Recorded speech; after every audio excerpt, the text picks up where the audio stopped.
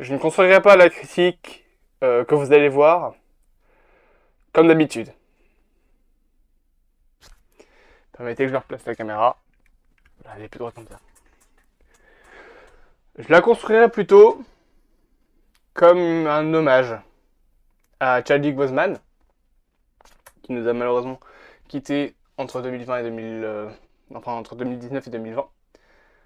Un hommage également à Marvel, qui a dû se sortir quand même du lot, malgré quelques éléments dans la production du film un petit peu discutables, comme le fait de continuer le tournage en Nouvelle-Géorgie, en Géorgie, alors que il y a eu des propos racistes qui ont été tenus par l'État américain de Géorgie, hein, pas l'État en lui-même. Et un merci déjà à vous de suivre cette vidéo et à la dévotion que l'acteur qu'on regrette tous aujourd'hui, Chadwick Boseman, a mis dans le personnage de Black Panther. Petite musique de fond.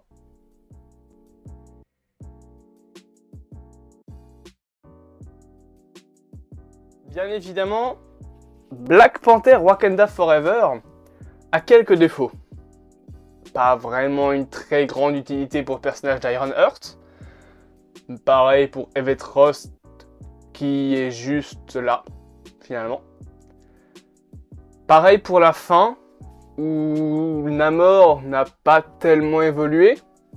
Il est resté, on va dire, cloisonné, il ne s'est pas ouvert, excepté au Wakanda, mais tu sens qu'il est juste ouvert afin de se venger plus tard. Malgré tout, il y a beaucoup de qualités. Ryan Coogler, notamment avec la réalisation, qui a fait un très très bon travail sur le coup, faut l'avouer. Il utilise notamment des ralentis, mais il les utilise correctement, pas comme un certain Michael Bay. Il les utilise à bon escient sur des scènes qui sont dramatiques. Il utilise également énormément l'eau, chose qui est intéressante à voir, puisque dans un mois sortira le film Avatar, la voix de l'eau, qui lui va se passer entièrement dans l'eau. Donc un comparatif entre les deux films peut être fait. Qui a également énormément appuyé le côté tradition du Wakanda avec sa mise en scène. Et surtout qui a rendu encore plus dramatique la mort des personnages comme T'Challa, mort hors champ bien évidemment pour cause de décès de Chadwick Boseman. Et bien évidemment, et là je me permets de vous dire quand même, attention spoiler, si vous voulez ne pas avoir de spoil sur le film, quittez la vidéo. La mort de la reine du Wakanda. La mère donc de Shuri.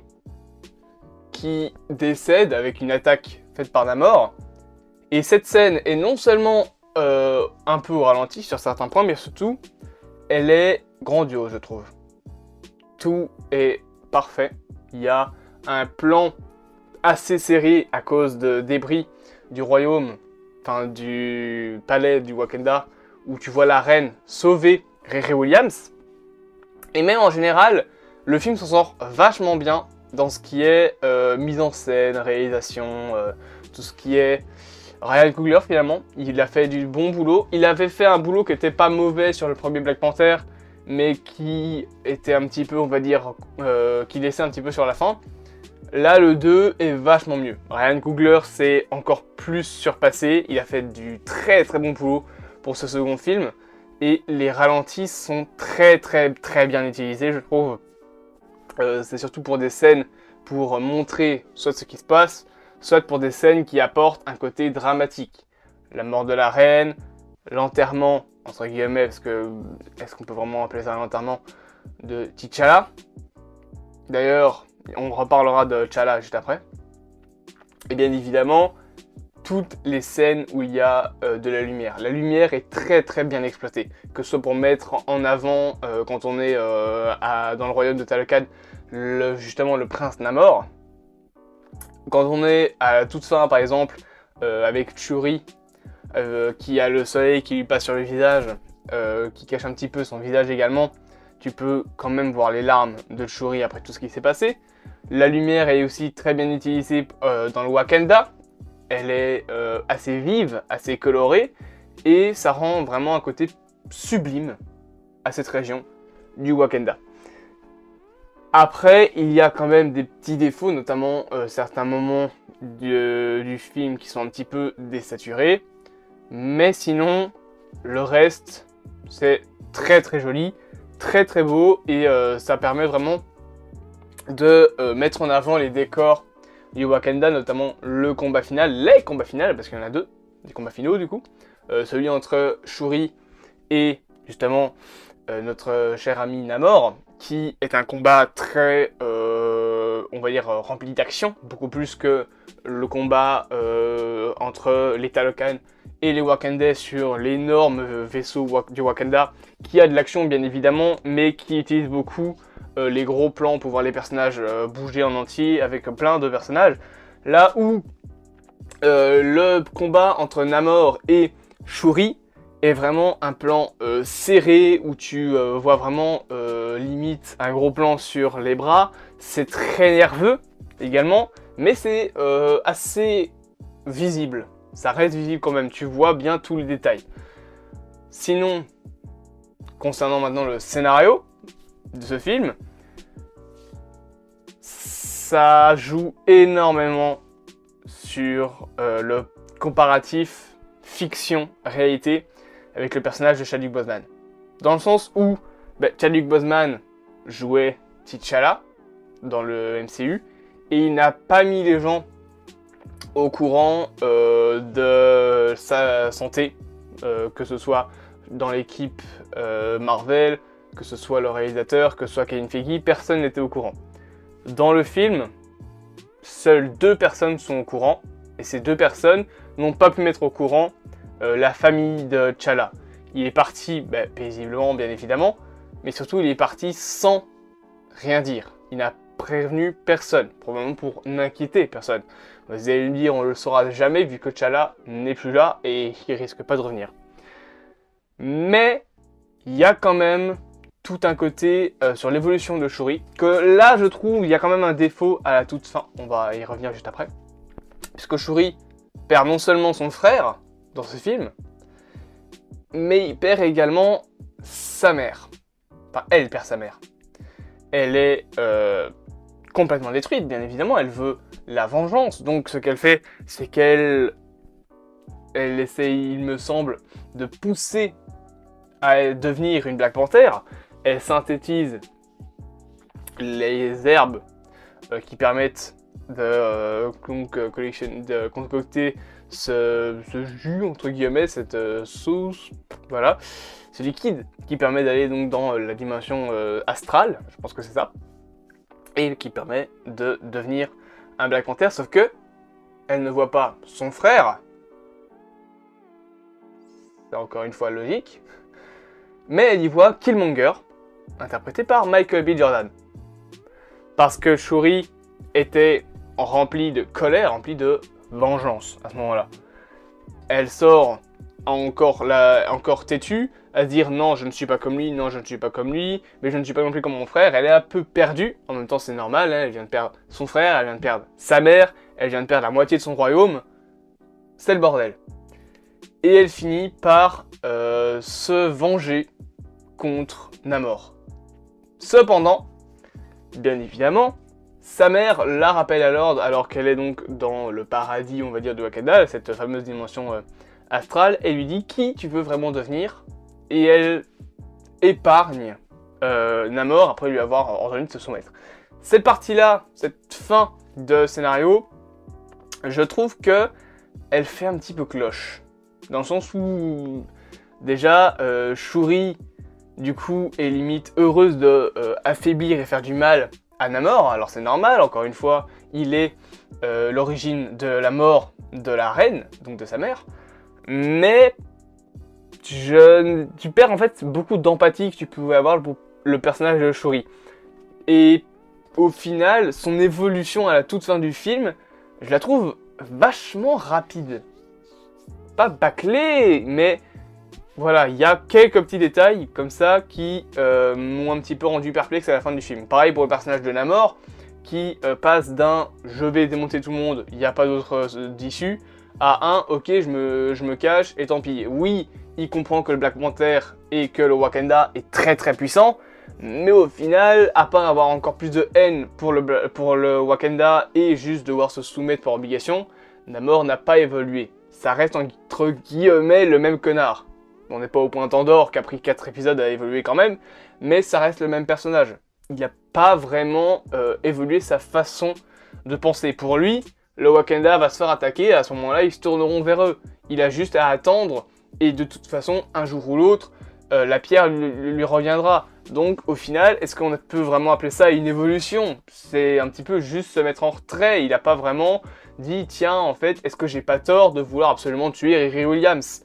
Là, il dit juste, bon, je me suis pris une tannée, je vais attendre que eux se prennent une tannée, et après, moi, je fais mon petit jeu. Je vois pas vraiment l'évolution là-dedans. Et je rappelle quand même que Namor est censé être un super-héros, c'est censé être même carrément un membre des Illuminati. Là, je le vois pas se battre contre avec les Avengers, quoi. Donc voilà, c'est un détail que je trouve assez dommage. Et au niveau du scénario, il y a un truc dont on va reparler, la scène post-générique. On voit du coup dans la scène post-générique que T'Challa a eu un fils, qui s'appelle également T'Challa. Je comprends le fait de le renommer T'Challa en hommage à son père, mais est-ce que ce serait pas une petite feinte de la part de Marvel Studios qui se dit mince, on n'a plus T'Challa, mais T'Challa est un personnage important, donc comment on fait? Bon, on en crée un nouveau. On peut pas le cloner, on peut pas faire revenir le personnage vu que l'acteur est décédé, mais on peut en créer un nouveau. Et donc ils ont créé ce fils qui d'un côté apporte un beau côté à l'histoire, hein, parce que du coup Black Panther n'est pas parti sans rien laisser, il a laissé un fils, il a laissé un héritage, certes, mais je sais pas, je le vois un petit peu comme une feinte de la part de Marvel qui dans 10, 12 ans va lui dire « Eh, vous vous souvenez du nouveau T'Challa? Et ben voilà, c'est le Black Panther. » Ok. Oui, Marvel? Pourquoi pas.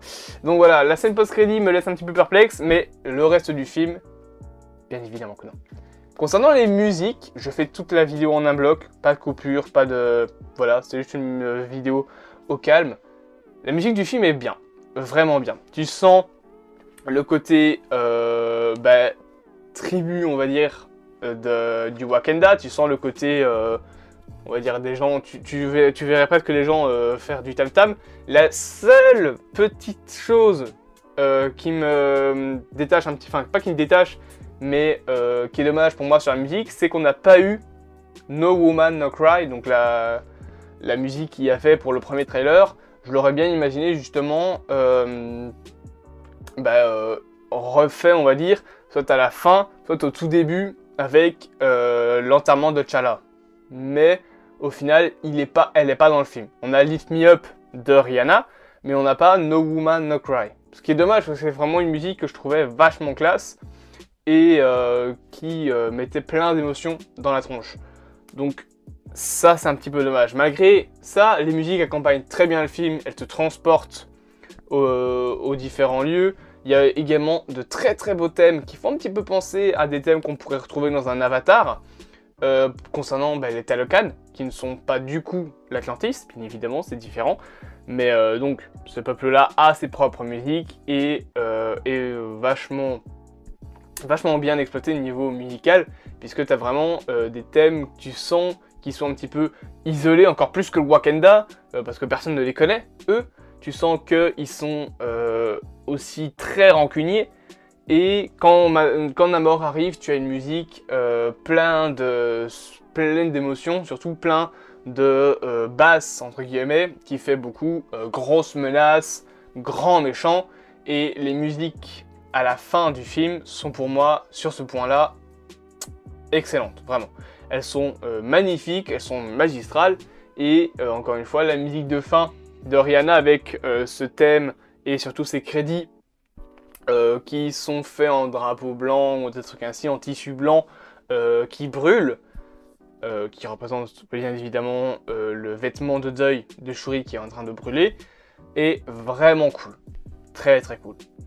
Concernant les autres petits détails que je pourrais dire sur le film, il y a donc, comme je l'ai dit, pour moi une sous-exploitation du personnage de Riri Williams. Elle est là, ouais, mais au final elle est très vite mise en arrière-plan, je trouve.